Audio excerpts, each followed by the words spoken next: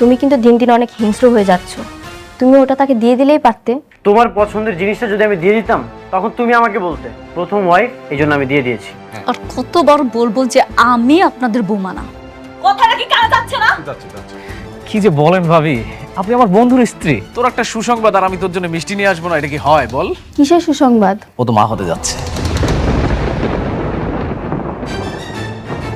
কেন বলেছো আমি বাবা হতে যাচ্ছি? আমি সত্যি সত্যি প্রেগনেন্ট, আর আমার গর্ভের সন্তান তোমার। আমার সাথে অবশ্যই কোনো না কোনো চক্রান্ত হচ্ছে। যদি বাচ্চা হয়ে যায়, সেই বাচ্চার কারণে যদি তার মধ্যে একটা ইন্টিমেসি বাইরে যায়, তখন কি করবা? এখন ও যদি ওর সন্তান নিয়ে তোমার সঙ্গে থাকতে চায় তখন কি করবে? তার পেটে যে বাচ্চাটা আছে সেই বাচ্চাটার বাপ অন্য কেউ, তুমি না। তাহলে এই বাচ্চা কার?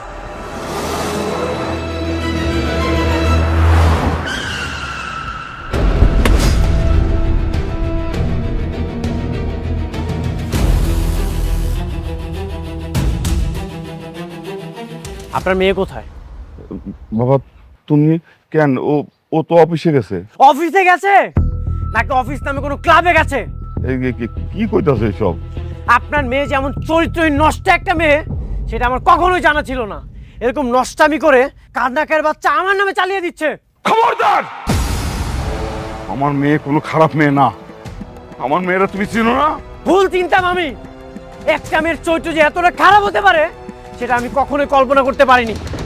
এর ফল ওকে ভোগ করতেই হবে। বাবা, তুমি মনে হয় ভুল করতেছ। হ্যাঁ, আমি ভুল ছিলাম। এতিম তো, ছোটবেলা থেকে আমি আমার বাবা মার আদর পাইনি, কিন্তু আমি আপনাদেরকে পেয়েছিলাম। আপনাদেরকে আমি আমার আপন বাবার মতো পেয়েছিলাম, কিন্তু আপনাদের পরে আর কখনোই কাউকে আমি আপন ভাবতে পারিনি। সেই আপনারা আমাকে এমন ভাবে আঘাত করলেন যে এই ক্ষতটা কখনোই ভালো হবার নয়। এখন আমি খুবই স্পষ্ট, এই সব কিছুর সাথে আপনারা দুইজন জড়িত। আপনারা আপনার মেয়েকে দিয়ে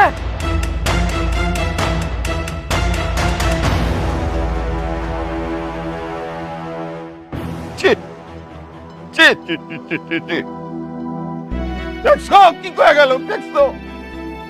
তুমিও তো অস্থির হয়ে যাইতেছো। মেঘলারে আইতে দাও, ওর থেকেও শুনি কি হইছে।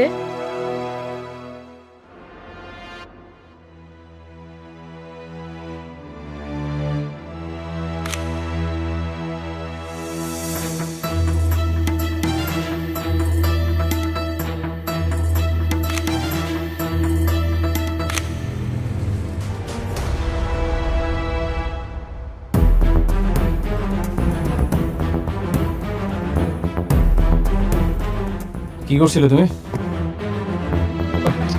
কিছু না স্যার। আরে এটা তো দেখি অনিকের নাম্বার। হ্যাঁ, তাহলে এতদিন তুমি আমার সব তথ্য অনিককে দিচ্ছিলে? হ্যাঁ, মানে স্যার, আরে নিমকারাম, আমার অফিসে চাকরি করে সংসার চালাচ্ছ আর আমারই ক্ষতি করতেছ। এই বেবিটা আমার সাথে করতে পারলে তুমি? ভেবে তো আপনিও আমার বন্ধুর সব সম্পত্তি আপনি বেড়ে দিয়েছেন। কে তোর বন্ধু? অনেক।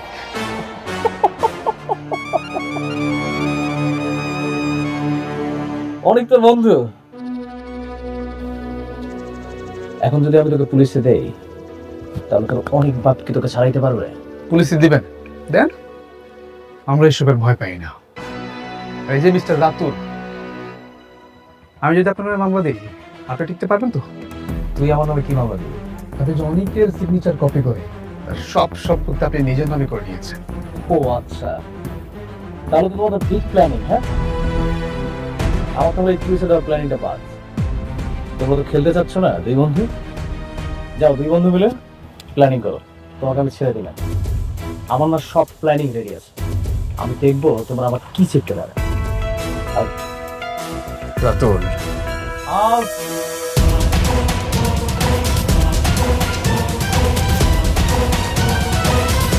শালা সব পাশে দেখি একদম বেইমানের ডালপালা ছড়াই গেছে। একটা বেইমান আমার সাথে ঘোরাঘুরি করতেছে, আমি বুঝতেই পারলাম না। এই, তোমরা একটু চোখ কান খোলা রাখতে পারো না?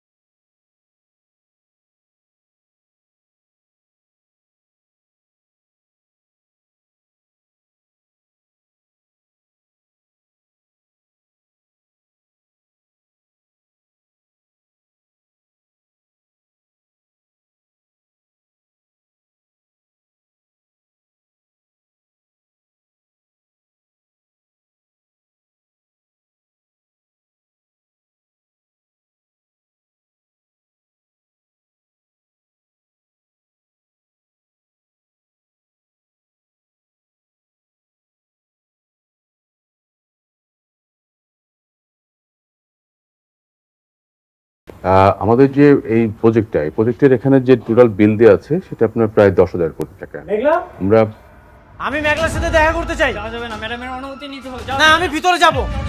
আমি মেঘলার সাথে কথা বলতে চাই। কি ব্যাপার, আপনি অনুমতি ছাড়া প্রবেশ করলেন কেন? কেন, ডিস্টার্ব করলাম নাকি? দেখুন, আপনার নিজেরও একটা অফিস আছে, আপনি ভালো করে জানেন যে এরকম একটা অফিসে অনুমতি ছাড়া প্রবেশ করাটা অভদ্রতা। আমি মেঘলার সাথে কথা বলতে এসেছি। এখান থেকে যাওয়ার সময় না হয় আপনাকে আমি সরি বলে যাব। কি বলতে চাও তুমি, বলো। তুমি যে এতটা নিচে নেমে যাবে আমি এটা কখনোই কল্পনা করতে পারিনি। কি করছি আমি? কি করছি তাই না? আমি তোমার জন্য কি করি না? আমার অর্থবিত্ত সবকিছু ছিল। আমি কোটিপতি ছিলাম। তোমার মতো গরিব ঘরের মেয়েকে আমি বিয়ে করেছি। তোমার প্রতিটা বিপদে আমি ছায়ার মতো পাশে ছিলাম। এমনকি তোমার বাবার জীবনটা পর্যন্ত। আপনি ঘুরিয়ে পেঁচিয়ে কথা না বলে আমার ম্যাডাম কি করেছে সেটা বলুন। হ্যাঁ, কও আমি কি করছি, আমি সেটা শুনতে চাই, কও। আমি তোমার হাজবেন্ড, আমি তো জানি এই গর্ভের সন্তানটা আমার না। তাহলে সন্তানটা কার?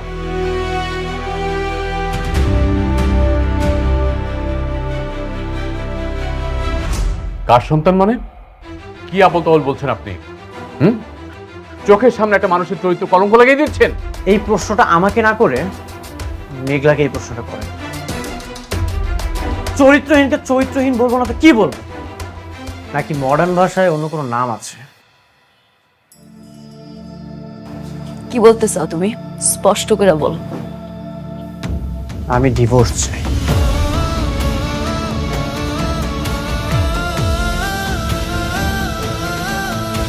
সইলা তো তুমি অনেক আগেই গেছিল, এখন শুধু বাহানা খুঁজতেছো। না, সবই মানলাম তোমার আমার কাছ থেকে মুক্তি লাগবে,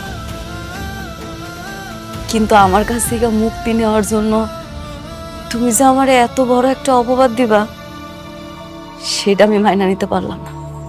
তুমি আমার যে অপবাদটা দিছো না, এরপরে তোমার লাগে কথা কর রুচি আমার আর নাই। তোমার এই মুখটাও আমি আর দেখতে চাই না, চইলা যাও। আমিও তোমার মুখটা দেখতে চাই না। যার হাজবেন্ড থাকার পরেও অন্য একটা পুরুষের স্পর্শের প্রয়োজন হয়, তার সাথে আমি সম্পর্ক রাখতে চাই না। একটা কথা মনে রেখো, যে ঠকে সে কাঁদে, এমনকি যে ঠকায় সেও কাঁদে। পার্থক্যটা শুধু দুদিন আগে আর পরে।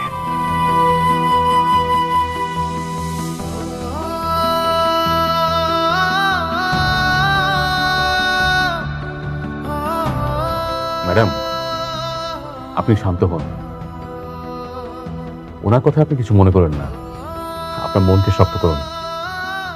আমি আর আমার খোদা ছাড়া আমার পরিবারও জানে না আমি কতটা কষ্টে আছি। হয়তো ডিভোর্স চাইতেছে, ঠিক আছে, হরে আমি মুক্তি দিয়া দিব। ডিভোর্সের সিদ্ধান্ত ভেবেচিন্তে নিতে হয়, কারণ একবার ডিভোর্স হয়ে গেলে সবকিছুই শেষ। আমি সব ভাইবা চিন্তায় সিদ্ধান্ত নিয়েছি, আমি আর সংসার করব না। মারে পাগলামি করিস না। এই মাইয়া মানুষের সংসার যদি একবার ভাঙ্গা যায়, সেই সংসার আর জোড়া লয় না। মা, আব্বা তুমি এখন কি চাও? আমি গিয়ে ওর পায়ে ধরি? সে তো আরেকজনের বিয়া করে দিব্যি সংসার করতেছে, কার আসে আমি অপেক্ষা করব? আব্বা তুমি কও। যুক্তি খারাপ না, তার মানে ডিভোর্সের সিদ্ধান্ত ফাইনাল, তাই তো? হ, আপনি সবকিছু রেডি করেন। ও মা, তোর পেটের সন্তানটার কথা একবার চিন্তা কর। ওই দুনিয়াতে আসার আগেই ওর বাপের তুই তালাক দিয়ে দিবি? আপনি প্রেগনেন্ট? এ কথা তো আগে বলেননি। প্রেগনেন্ট অবস্থায় ডিভোর্স হয় না। হবে না? কেন হবে না? কারণ এটা নিয়ম নেই। স্ত্রীর গর্ভে যদি সন্তান থাকে, সন্তান প্রসবের আগে ডিভোর্স হয় না। এটা কেমন কথা? পেটে সন্তান থাকলে মানসিক যন্ত্রণা নিয়ে হইলেও স্বামীর লগে সংসার করতে হইব? আপনি আপনার মতো থাকেন, কিন্তু যেটা নিয়মে নেই সেটা করতে পারবো না। আমার স্বামী আমার পেটের সন্তানটারে স্বীকার করব না, একটা মায়ের কাছে এটা কত বড় অপমান সেটা আপনি বুঝেন? আর তাছাড়া আমার সন্তানটা বড় হইয়া কি পিতৃ পরিচয় দিব কোন? এমন একটা মানুষের সাথে কেমনে সম্পর্ক রাখবো আপনিই কোন? শোন মা, আমরা সবাই মিলা জামাই বাবাজিরে হাতে পায়ে ধরি। আমার মনে হয় আমাকে কথা সে ফেলতে পারবো না। তবুও মা তুই তালাক দিস না। আম্মা তোমরা এগুলা কি কইতাছো? কেন হাতে পায়ে ধরতে যাইবা? আমি বারবার কইতাছি আমি সংসার করুম না। সন্তানের স্বীকার করবে না কেন? এটা কি মগের মূল্য নাকি? আপনি যদি 100% নিশ্চিত থাকেন মামলা করেন। মামলা করমু? অবশ্যই করবেন, কারণ তার জন্ম দিয়ে বাচ্চা যদি স্বীকার না করে তাহলে আপনার বাচ্চা বড় হয়ে কি পরিচয় পাবে? মানুষ তো একে খারাপ চোখে দেখবে। কি কোন এটা? এই স্ত্রী হয়ে স্বামীর বিরুদ্ধে মামলা করব? হ আব্বা, উনি একদম ঠিক কথা কইছে। আমি মামলা করব। আমি আমার সন্তানের পিতৃ পরিচয় আদায় করেছি। থানায় গিয়ে মামলা করেন। মামলা যদি কোর্টে যায় তারপরে আমি আসি।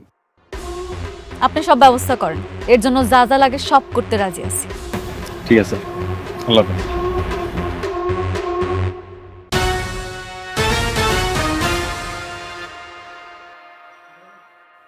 বৃষ্টি, তোমার পথের কাঁটা দূর হচ্ছে, এখন থেকে আর চিন্তার কোনো কারণ নেই। কিসের কাটা? মানে বুঝতে পারছো না? মেঘলা ডিভোর্স দেওয়ার জন্য রাজি হয়ে গেছে।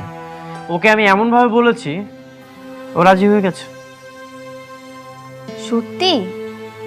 এত সহজে রাজি হয়ে গেল?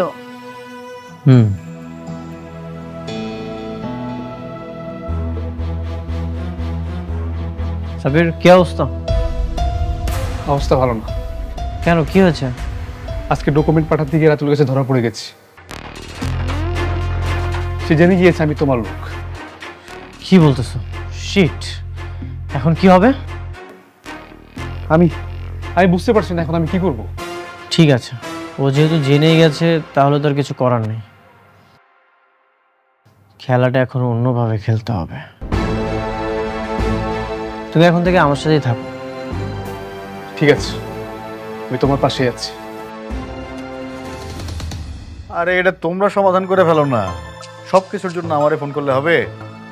হ্যাঁ, রাখো ফোন, রাখো। স্যার আসসালামু আলাইকুম। ওয়ালাইকুম আসসালাম, বসেন।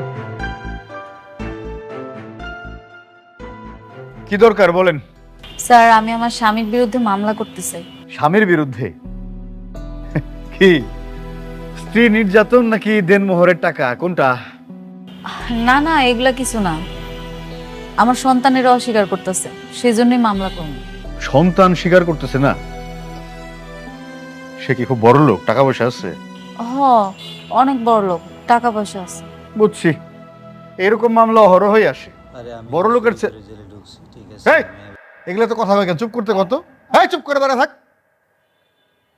বড় লোকের ছেলেরা আপনাদের মতো গরিব মেয়েদেরকে পটাইয়া বিয়ে শাদী করে, এরপরে পেটে একটা সন্তান আসলে পুরুষ করে এটা পড়ে।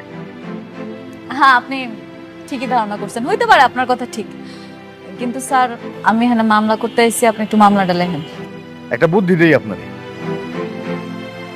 দেখতে দেখতে আমারও চাকরির বয়স তো কম হইল না, এরকম মামলা প্রতিনিয়ত এখানে আসতে থাকে। আজকে আপনি মামলা করে যাবেন, কয়দিন পরে দেখা যাবে স্বামীরে বগল দাবা করে আমার কাছে আসছেন, আইসা বলতেছেন স্যার আমি ভুল করে মামলাটা করে ফেলাইছিলাম, এখন মামলাটা তুলে নিতে চাই। এগুলা অসংখ্যবার ঘটছে আমার সাথে। তাই বলি কি, তার সাথে সমঝোতা করে ফেলেন, মামলা করে কোনো লাভ নাই, মিটে যাবে। স্যার আমি বুঝতে পারছি আপনি যেটা বলছেন, কিন্তু আমি সমঝোতা করতে আসি নাই স্যার। আমি আমার সন্তানের অধিকার চাই, আর সেই অধিকার আদায়ের জন্য যা যা করা লাগে আমি সব করি। আপনি দয়া করে মামলাটা লেখেন। বুঝে না, ভালো একটা বুদ্ধি দিলাম, বুঝে না। আপনারা যে কেমন মানুষ, এটা আমিও বুঝি না। বুঝা না বুঝা কারো ঘাড়ে ঝুলা পড়েন, বিপদে পড়লে পুলিশের কাছে আসেন। বলেন, নাম বলেন। মেঘলা। আপনার নাম তো আমি জানতে চাই নাই, যার নামে মামলা করতে আসছেন তার নাম বলেন। লেখেন মোহাম্মদ মোহাম্মদ আব্দুল্লাহ আব্দুল্লাহ অনিক। কার নাম বললেন? ওনাকে তো আমি চিনি। হ্যাঁ, ওনার নামে কোনো মামলা নেওয়া যাবে না। কেন মামলা নেওয়া যাবে না? উনি হয়েছে যে রিয়েল এস্টেট কোম্পানির মালিক, আর এখন অবশ্য ওনার নাই কোম্পানিটা, উনি ওনার শ্বশুরেরটা দেখাশোনা করেন। আরে বাবা রে, উনি একজন সম্মানিত মানুষ। সম্মানিত মানুষের সম্মান আমি নষ্ট করি কি করে? সম্ভব না। আপনি যান। আপনি মামলাটা নিবেন না? আমি বললাম তো মামলা নেওয়া যাবে না ওনার নামে। আপনি প্লিজ এখন যান। স্যার আরেকবার রিকোয়েস্ট করতেছি, আপনি কি মামলাটা নিবেন না? আমিও শেষবার আপনারে বলতেছি, আপনি দয়া করে যান, না হলে কিন্তু আমি খারাপ ব্যবহার করতে বাধ্য হব।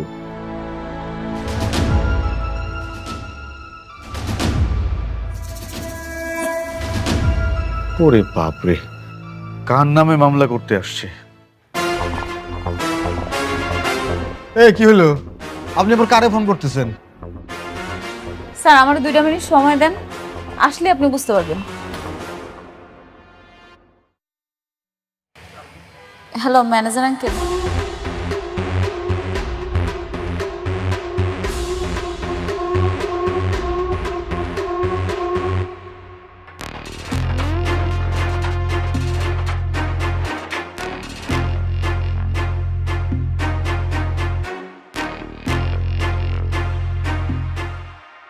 কি, কাকে ফোন করলেন?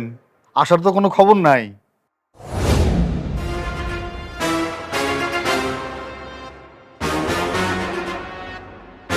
কি হয়েছে অফিসার? স্যার, আপনি ম্যাডামের সাথে খারাপ ব্যবহার করছেন কেন? আপনি ওরা মামলা নিচ্ছেন না কেন?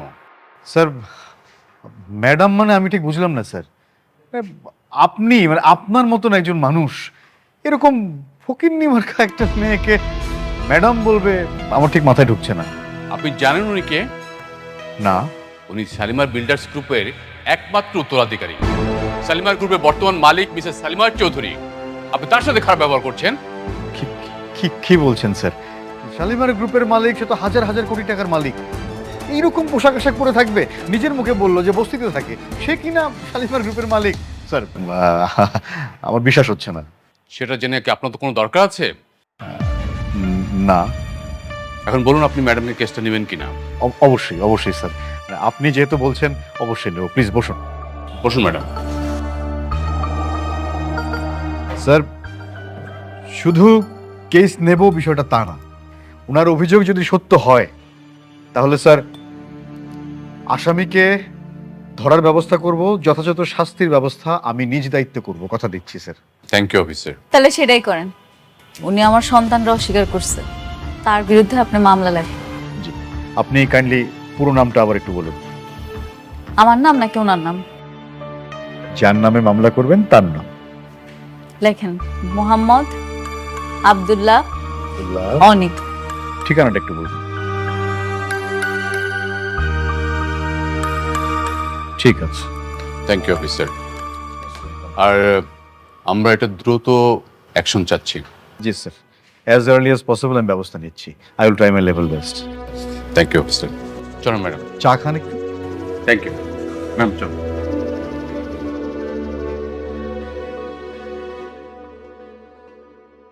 ম্যাডাম, আমাদের এই প্রজেক্টের এটা হচ্ছে আপনার লেআউটটা। আচ্ছা, এখানে আপনার 4টে বেডরুম। হ্যাঁ, এটা স্পেসটা মেঘলা? ঢুকবে। তুমি নাকি আমার নামে মামলা করেছো? আমি আমার সন্তানের পরিচয়ের জন্য যা যা করা দরকার সব করব। সন্তানের পরিচয় দিব মানে? ও আচ্ছা, এখন আমাকে মানতে হবে এই সন্তান আমার? তুমি যে মামলাটা করেছো এটা তো মিথ্যা মামলা। তুমি কেন আমার নামে মামলা করেছো? সেটা তো পুলিশে প্রমাণ করবে এটা মিথ্যা মামলা না আসল মামলা। পুলিশ প্রমাণ করবে? পুলিশ কি প্রমাণ করবে? হ্যাঁ, তুমি আমার নামে মামলাটা তুলে নাও, না হলে কিন্তু আমি তোমার নামে মানহানির মামলা করব। মামলা করতে চাও? করতে পারো। করতে পারো মানে? তুমিও চাও? আমি তোমার সাথে ঝামেলা করি, আমাদের মান সম্মান নষ্ট হোক, থানায় যে তোমার সাথে লড়াই করি, এটাই চাও তুমি? আমি শুধু চাই আমার সন্তানের পরিচয়। তুমি আমার সন্তানটারে নিজের সন্তান বলে পরিচয় দাও, আমার আর কিচ্ছু লাগবে না। আমার তোমার টাকা পয়সা সন্তানের দায়িত্ব নিতে হইবে এমন কোনো কিচ্ছু লাগবে না, তুমি শুধু সন্তানের পরিচয়টা দাও। দায়িত্ব নিব মানে? যার সন্তান তার কাছে যাও। ওকে ফাইন, ঠিক আছে, আমি তোমার সাথে থানাতে যেই লড়াই করব, দেখি পুলিশ কি প্রমাণ করতে পারে। চলো। হ্যাঁ যাইতেছি, যাইতে তো হবে। তুমি নিচে গিয়ে অপেক্ষা করো, আমি আসতেছি। যাও।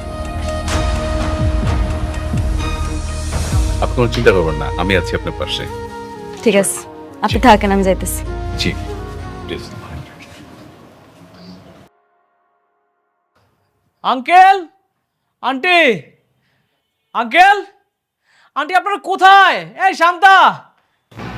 রাতু, তোমাকে এত খুশি দেখাচ্ছি কেন? আরে তার আগে বলো যে আঙ্কেল আন্টি কোথায়? এই তো আমরা। কি ব্যাপার বাবা, এই তো খুশি? আঙ্কেল আন্টি আপনারা তো খেলা জমিয়ে দিয়েছেন একদম। কিসের খেলা? আপনাদের কথা বিশ্বাস করে অনিক আর ওর বউয়ের মধ্যে ঝগড়া লেগে গেছে। অনিকের বউ এখন নিজে থেকে ওকে ডিভোর্স দিতে চেয়েছে। সত্যি? হ্যাঁ। তাইলে তো আমার কষ্টটা সার্থক হইছে। ইস রে, কত যে মিছা কথা বানায় বানায় কইছি। অনিক এখন চাইলেও আর আমার প্রজেক্টটা দায়িত্ব নিতে পারবে না, কারণ ওর বউয়ের সাথে এখন ওর সম্পর্কটা একদম যুদ্ধের মতো।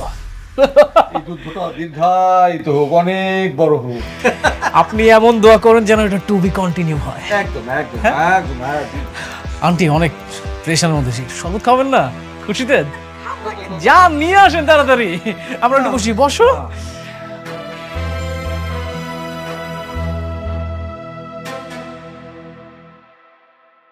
যা আপনি ওদিকে যান। স্যার আসসালামু আলাইকুম।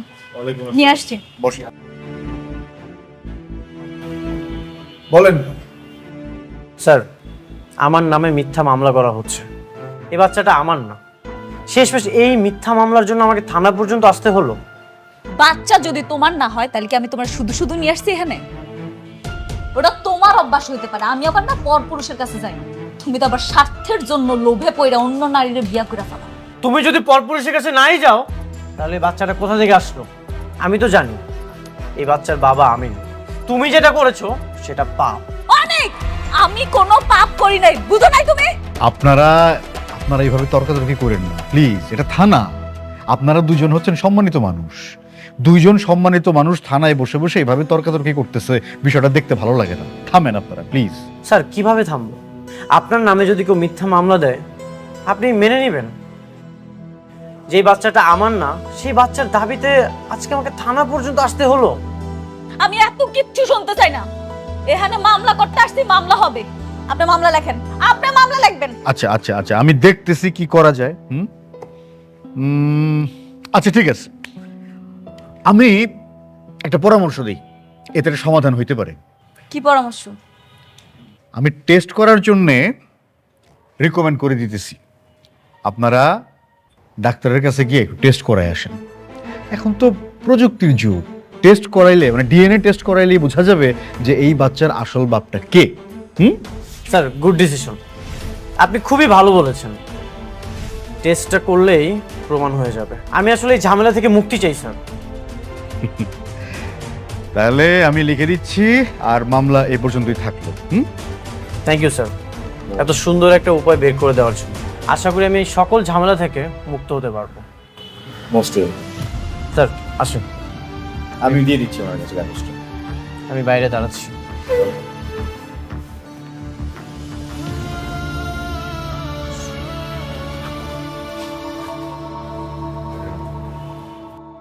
আপনারা হইলেন বড়লোক মানুষ, নানান জায়গায় আপনাদের চলাফেরা, নানান মানুষের সঙ্গে মেলামেশা। ডিএনএ টেস্ট করলে কিন্তু বের হয়ে আসবে যে সন্তানের আসল বাবা কে। আমিও এটাই চাই। খুব ভালো, কিন্তু ধরেন টেস্টের রেজাল্টে আসলো যে অনিক সাহেব সন্তানের বাবা না, তখন কি হবে?